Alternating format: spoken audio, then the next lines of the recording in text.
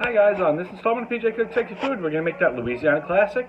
We're going to make a fried shrimp po' boy, so let's get started. Okay, to start off for our shrimp po' boy, we're going to start with the dry ingredients. What I have here, I have 2 cups of all-purpose flour, 1/3 of a cup of cornmeal, I have 1 tablespoon of kosher salt, I have 2 tablespoons of our creole seasoning, I have 1/4 of a teaspoon of baking soda, and 1/4 of a teaspoon of baking powder. For the wet ingredients, we have 4 eggs, and 1/4 of a cup of buttermilk.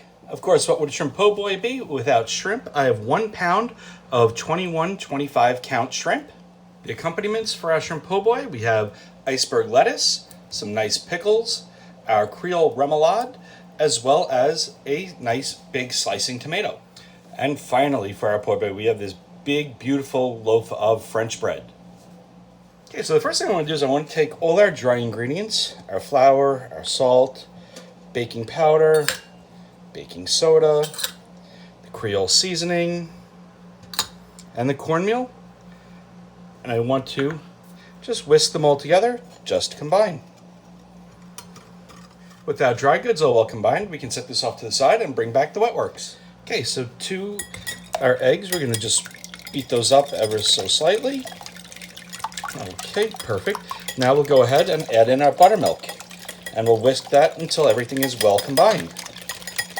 With our dry ingredients all well combined, and now our wet ingredients well combined, what I'm going to do is I'm going to scoop up 1/2 cup of our dry ingredients.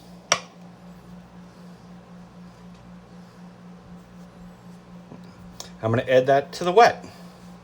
I'm going to whisk that together, because basically what we're doing is we're creating a little bit of a batter here.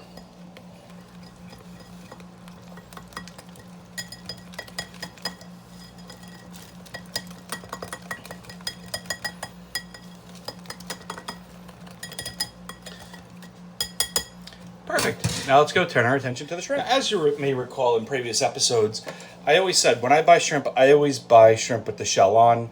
I usually like to get them with the head if I can, but these were Gulf shrimp that I was able to get today. They're beautiful. What I'm going to do now is I'm going to take my scissors. I'm going to just run them right up the back of the shrimp, all the way through to the tail, because we're going to remove the tail completely. Just like that.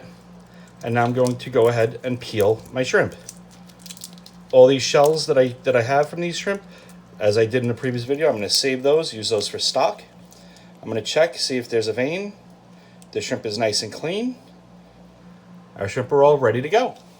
Okay, so what I have here is I just have a sheet pan with a cooling rack over the top, and I'm going to put this off to the side, and then as I bread the shrimp, I'm going to lay them on this rack. So what we're going to do is we're going to take some of our shrimp, we're going to do a few at a time. You don't want to do too many. And toss the shrimp generously in the flour and the cornmeal mixture. I like using chopsticks because in this way my hands don't get dirty.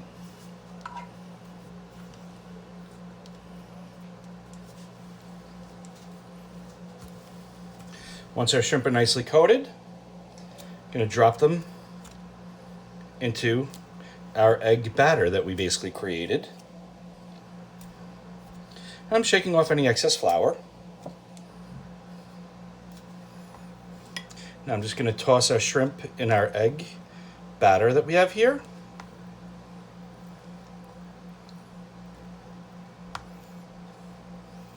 Pick up our shrimp, let any excess batter drain off, and return it back to the dry. I don't want to do too many at a time because I don't want to gum up the flour and I don't want to make a mess.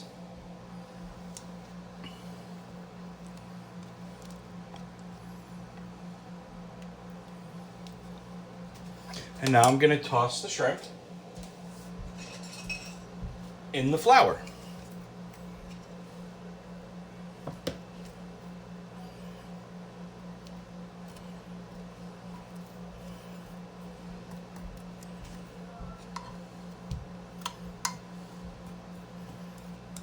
Once our shrimp are all nicely coated, just like this, I'm going to go ahead and place them on our rack. Now I'm going to go ahead and I'm going to bread up the rest of our shrimp.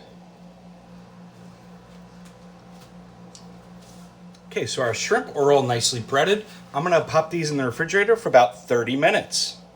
Okay, so while our shrimp are in the refrigerator resting, first thing I'm going to do is I'm going to set my thermometer on my bowl right here, on my cast iron skillet that I have filled with about a third of the way with some oil for deep frying. This is what we're going to fry the shrimp in. I'm going to get that onto a medium heat. We want to get up to about 350 to 375 degrees. Okay, so our oil's heating up, our shrimp are resting. I'm going to take our bread. I'm going to go ahead, I'm going to slice this bread right in half. Then I'm going to take this bread and I'm going to put it into my oven that I have at 350 degrees just till it starts to get lightly toasted. That should only take a couple of minutes. Okay, our oil's heating, our bread is toasting. Let's bring up some of those pickles. And I want to slice these pickles. I'm making big slices, just thin slices of pickles. And you can slice up as many of these as you want for as many pickles as you like on your sandwich. I personally like a lot of pickles, so I'm going to probably slice up about 2 of these. If you only wanted to slice up 1, that would be fine.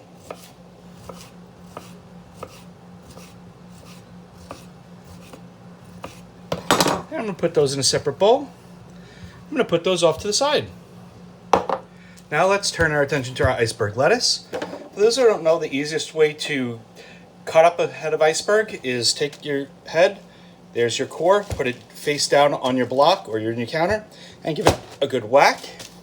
Flip it over, and you can pull the entire core out of that head of iceberg. Nice and easy.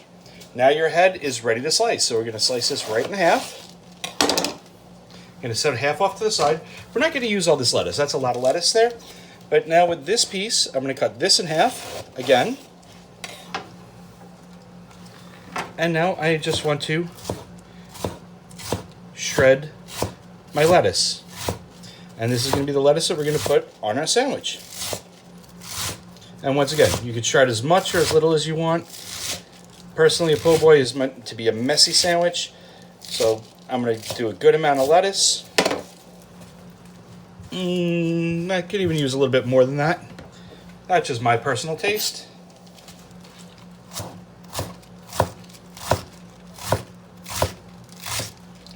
Okay, that's enough lettuce. Okay, now we need to slice our tomato. First thing we want to do is we want to take out that little core, stick your knife in, about a 45-degree angle, give it a twist, turning the knife and the tomato at the same time, and you can pull that little core right out. Now our tomato is ready for slicing. You go ahead, turn our tomato on its side, and using a good, sharp, serrated knife, we're going to go ahead and we're going to slice our tomato into nice, thin slices. On a po' boy, the tomato is always thin. You can see how juicy this tomato is. So I'm going to go ahead and I'm going to finish up slicing this tomato. Okay, so all our accompaniments are now ready. We can set these off to the side. We'll wait for those shrimp to finish resting and that oil to get up to temperature. Okay, so our bread is nice and toasty on both sides. You can hear it's nice and crispy. We're going to set that off to the side and we're going to start on our shrimp. Have been resting for 30 minutes in the refrigerator. You can see how they almost look like they're more of a batter now than they are a breading. This is beautiful. Now we're going to go ahead, get our oil up to temp, and we're going to fry these babies. So our oil is up to temperature. I'm going to start frying our shrimp. The first thing I do is I did take a sheet pan. I lined it with some paper towel, so that when the shrimp are done, I can drain them. Okay, so our oil is good and hot. I'm going to go ahead, I'm going to fry our shrimp in probably about 3 batches. I don't want to overload the pan. I'm just going to drop them in gently.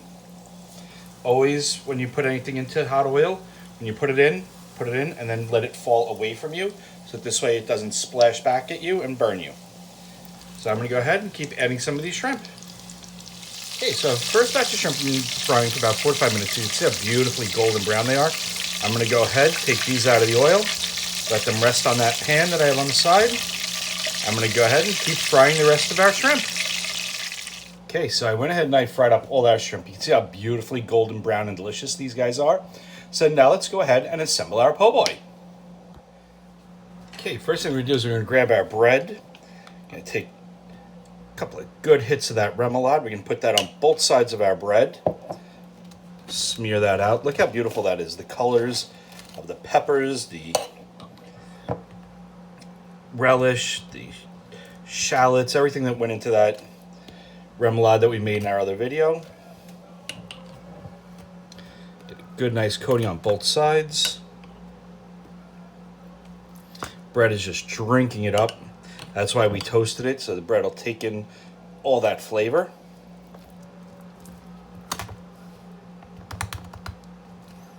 Okay, now with that nice layer down, let's go ahead and line up some shrimp on the bottom of this sandwich. I'm gonna really lay these shrimp on. You see how I'm shingling them up? You get a whole lot of shrimp in one sandwich. Now I fried up a lot of shrimp here. I got enough to make another whole po' boy if I wanted to, but I think this one right now is gonna be good enough for me. Actually, this is gonna be good enough for more than me. This is gonna be good enough for 2 people to eat for dinner tonight. Oh, look at that. We loaded up 1, 2, 3, 4, 5, 6, 7, 8, 9, 10, 11, 12, 13, 14, 15. 15 shrimp on that po' boy. Now, on top of that other slice of bread, let's go ahead and mound our lettuce.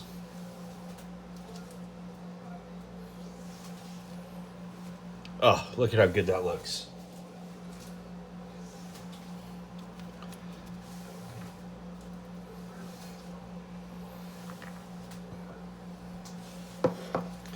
Now let's get those pickles on there.